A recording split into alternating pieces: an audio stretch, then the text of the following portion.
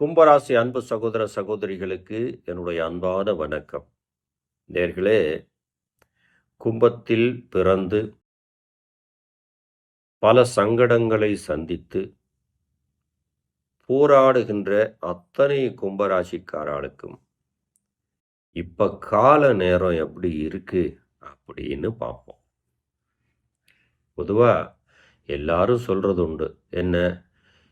கால நேரம் நல்லா இருந்தா தானப்பா மேலே வர முடியும். எனக்கு அவனுக்கு நேரம் நல்லா இருக்கு அதனால அப்படி சொல்றோம் இல்லையா?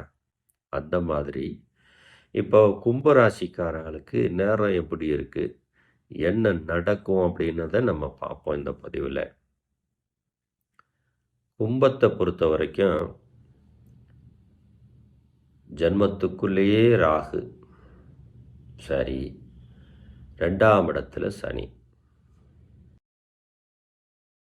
ஜன்மத்தில் ராகு, 2ஆம் இடத்துல சனி.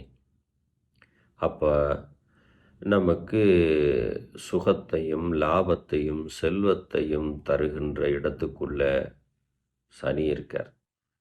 அப்போ குலதெய்வம் சப்போர்ட் பண்ண போகுது. குல தொழில் மேலோங்க போகுது. தாய் தந்தையர்கள் செய்த தொழிலை செய்கிற நபர்களாக இருந்தால் நல்ல லாபம் இருக்கு. இந்த காலம் இப்படி இருக்கு வச்சுக்கோங்க. 4 குரு, 5ஆம் இடத்துல கேது. கேது 6ல் இருக்கார்.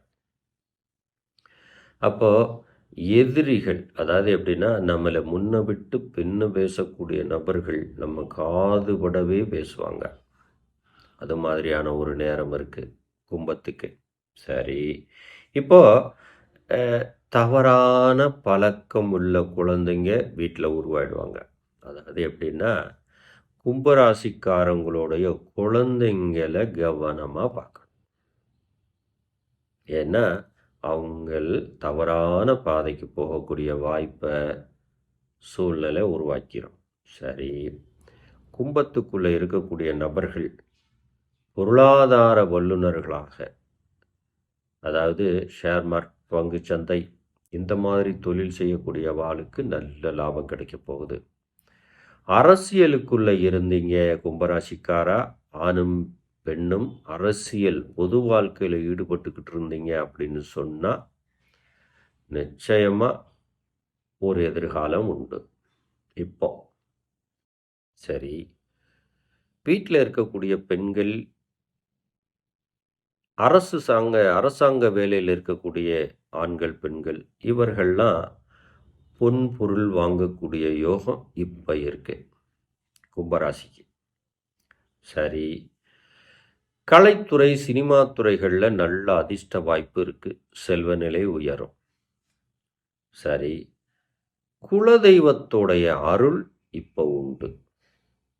காரணம் என்னன்னா 2ஆம் இடத்துல சனி பகவான் இருக்குது அப்படின்னா லாபஸ்தானம்னு வச்சுக்கோங்க. அப்போ குலசாமி கூட இருக்கு. நம்ம முன்னோர்கள் ஆன்மா நம்மளை பாதுகாக்குது அப்படின்னு நீங்கள் நினச்சிக்கலாம். இப்போ கும்பராசியை பொறுத்த வரைக்கும் இது மாதிரியான நேரம் இப்போ நடந்துட்டுருக்கு. சரி, இப்போ என்னென்ன செய்யலாம் அப்படின்னா, வீட்டில் மாற்றம் ஏற்பட போகுது. வீட்டுக்கு தேவையான பொருட்கள் வாங்கி வைக்கிறது, அல்லது ரொம்ப நாளாக எதிர்பார்த்துட்டு இருந்த ஒரு பொருள் வாங்கவே முடியல அப்படின்னு நினைக்கிறவாலாம் வாங்கி வச்சிருவீங்க. அதே நேரத்தில் கணவன் மனைவி பேச்சுவார்த்தையில் ரொம்ப கவனமாக இருக்கணும். ஒன்றுமே இல்லாத கணவனாக இருந்தாலும் கழுத்தை வெட்டிவிடுவான். பொறுமையாக இருக்கக்கூடிய பெண்ணாக இருந்தாலும் பொங்கி எழுந்துருவீங்க. காரணம் என்னன்னா கணவனுக்கும் மனைவிக்கும் ஒரு டிஸ்டன்ஸை கொடுத்துருவார்.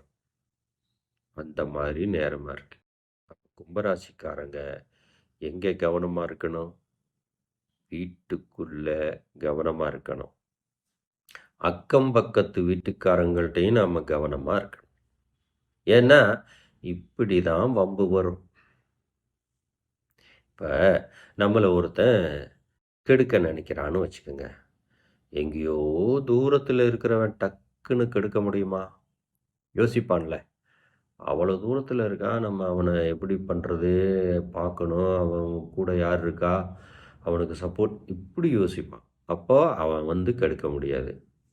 நம்மள ஒருத்தன் கெடுக்கிறான் அப்படின்னா, நம்ம கூடயே இருக்கிறவன் தான்.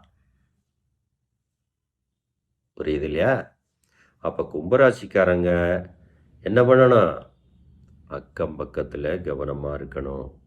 பேச்சுவார்த்தையில கவனமா இருக்கணும். கணவன் மனைவி உறவுக்குள்ள விட்டு குடுக்கணும். இப்ப கணவன் கோவமா இருந்தா, பெண்களாக இருந்தா விட்டு குடுத்துறணும். இப்ப பெண்கள் கோவமாக இருந்தா, ஆண்கள் விட்டு குடுக்கணும். அப்படி இருந்தா, இந்த நேரத்த நீங்க கடந்துடலாம். அப்படி இல்லைன்னா, வம்பு, அடிதடி சண்டை இதெல்லாம் வாய்ப்பு இருக்கு. கவனத்துல வச்சுக்கோங்க. அதனால பேச்சுல கவனம். சரி, நான் ஒரு தொழில் செய்யலான்னு இருக்கேன். லோன் போட்டு தொழில் செய்யலாம் அல்லது கடன் வாங்கலான்னு இருக்கேன் அப்படின்னு நீங்க நினைச்சிட்டு இருந்தீங்கன்னு வைங்க கும்பராசிக்காரங்க, மறந்துருங்க. கடன் பெரிய சத்துருவா மாறிடும். 10 நாள்ல தர்றேன்னு சொல்ற வாக்கு கெட்டே போயிடும். அதனால கடன் வாங்கக்கூடாது. கும்பராசிக்காரங்க பயணம் போனீங்கன்னா, அதாவது டூ வீலர்ல பயணம் போகும்போது பார்த்து போகணும். நீங்க பஸ்ஸில் போனாலும் பார்த்து போகணும், காரில் போனாலும் பார்த்து. அப்போ பயணங்களில் கவனம் தேவை. அதை கவனத்தில் வச்சுக்கோங்க. சரி, உறவுகள்லாம் ஒன்று கூடி ஒரு காரியம் செய்யலான்னு வரப்போகிறானுங்க. தயவு செய்து அதில் மாற்றிக்காதீங்க. நீங்கள் தள்ளி போட்டுருங்க.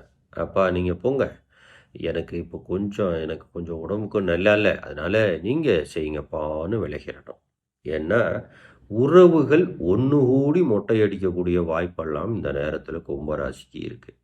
சரி, சில கும்பராசிக்காரர்களுக்கு வீட்டில் இருக்கிற பெரியவங்களால சங்கடங்கள் காத்திருக்கு. காரணம் என்னென்னா, முன்னுக்கு பின் முரணாக பேசுறது, உடம்பு நோய்வாய்ப்பட்டு படுத்தையே கிடக்கிறது, வீட்டுக்குள்ளே அசுத்தம் பண்ணுறது, இந்த நிகழ்ச்சிகளெல்லாம் நடக்கக்கூடிய வாய்ப்பு இருக்குது. முன்கூட்டியே கவனமாக இருந்துக்கங்க.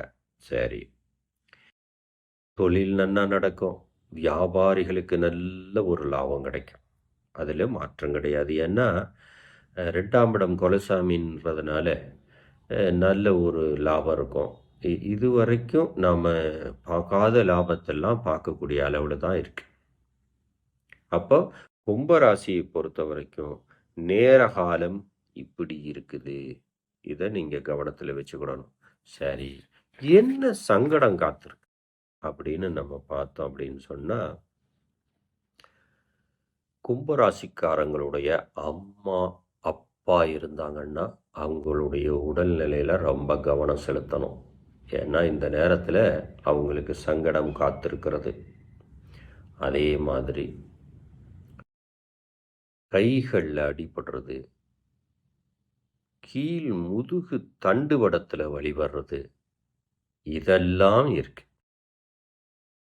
நான் நீண்ட நாளாக நான் வந்து டூ வீலர்லேயே பயணம் பண்ணுறேன். இப்போல்லாம் என்னால் உட்காரவே முடியல, இடுப்பெல்லாம் நோவுது அப்படின்னு சொல்லக்கூடிய வாய்ப்பெல்லாம் இந்த நேரத்தில் இருக்குது. அப்போ பயணங்களில் கவனம், உடல் ஆரோக்கியத்தில் கவனம், உணவு முறைகள்லையும் கவனமாக இருக்கணும். கும்பராசிக்காரங்களுக்கு தாய் தகப்பன் இருந்தால் உடல்நிலையில் அவங்களுடைய உடல்நிலையில் கவனமாக இருக்கு. அப்போது மற்ற இடங்களில் அற்புதமாக இருக்குது. சொத்து வாங்கலாம், வீடு வாங்கலாம், பணவரவு உண்டு, வெளிநாட்டு பயணங்களில் வெற்றி, கல்வி படிக்கக்கூடிய மாணவ மாணவிகளுக்கு நல்ல மதிப்பெண் கிடைக்கிறது. இது மாதிரியான நேரமாக இருக்கிறது. அதை பயன்படுத்திக்கிட்டு இதற்கு தகுந்தாற் போல உங்களுடைய செயல்பாடுகளையும் உங்களுடைய மனசையும் வச்சுக்கிட்டா சிறப்பாக இருக்கலாம். இதே போல் ஒரு நல்ல தகவலோடு திரும்பவும் உங்களை வந்து சந்திப்பேன். அதுவரை நன்றி நண்பர்களே.